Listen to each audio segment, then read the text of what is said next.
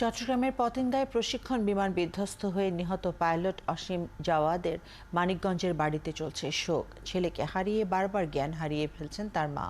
অপেক্ষায় আছেন ছেলের মুখ দেখার, আর তাকে সান্ত্বনা দিতে এসে কান্নায় ভেঙে পড়ছেন স্বজনরা।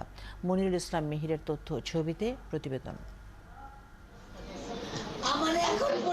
একমাত্র ছেলেকে হারিয়ে পাগল প্রায় মা নীলুফা বেগম। ছেলের শোকে বারবার জ্ঞান হারিয়ে ফেলছেন।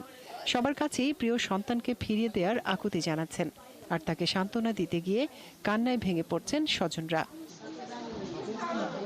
চট্টগ্রামে প্রশিক্ষণ বিমান বিধ্বস্তে নিহত পাইলট আসিম জাওয়াদের মানিকগঞ্জের বাড়িতে এখন এমনই শোক চলছে।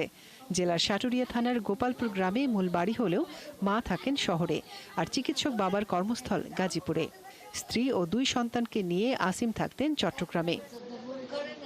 আসিমের মৃত্যুর খবর শোনার পর থেকে তার বাড়িতে ভিড় করছেন স্বজনরা। মেধাবী এই ছেলেকে হারানোর শোক মেনে নিতে পারছেন না কেউ। আসার পরেই বলতো, আম্মা তুমি তো সবসময় রান্না টান্না করে খাও, আমি যে কয়দিন থাকবো, বউ বাচ্চা নিয়ে আসতো, আমি যে কয়দিন থাকবো একটু রান্না করতে যাবা না? মা কখন খেয়েছে কিনা সব সময় আর খবর নিত, এই জন্য মা এখন আর কথা ভুলতে পারতেছে না। নিহত squadron leader Asim Jawad Savar cantonment school and college থেকে এইচএসসি পাশ করে 2010 সালে বাংলাদেশ এয়ারফোর্স একাডেমিতে যোগ দেন। এরপর 2011 সালের ডিসেম্বরে পাইলট অফিসার হিসেবে কমিশন পান। ফ্লাইং ইনস্ট্রাক্টরস স্কুল অব BAF-এ স্টাফ ইনস্ট্রাক্টর ছিলেন তিনি। আমার মেজো খালার একমাত্র সন্তান। ও ব্যক্তিগত জীবনে অনেক মেধাবী একজন ছাত্র ছিলেন এবং বাংলাদেশ বিমান বাহিনীর চৌকস ক্যাডেট ছিলেন।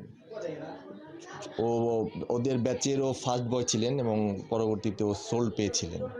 এবং পরবর্তীতে ও যতগুলো ট্রেনিং হয়েছিল রাশিয়াতে, চায়নাতে, ইন্ডিয়াতে, এই সমস্ত প্রত্যেকটা ট্রেনিংয়ে ও ফার্স্ট হয়েছে। পেশা জীবনে কৃতিত্বের জন্য সোর্ড অফ অনার পেয়েছেন আসিম জাওয়াদ। DR কঙ্গোতে জাতিসংঘ শান্তি মিশনেও দায়িত্ব পালন করেছেন। অর্জন করেছেন মফিজ ট্রফি, বিমান বাহিনী প্রধান ট্রফি ও বিমান বাহিনী প্রধানের প্রশংসাপত্র। মনিরা কাজরি, ৭১।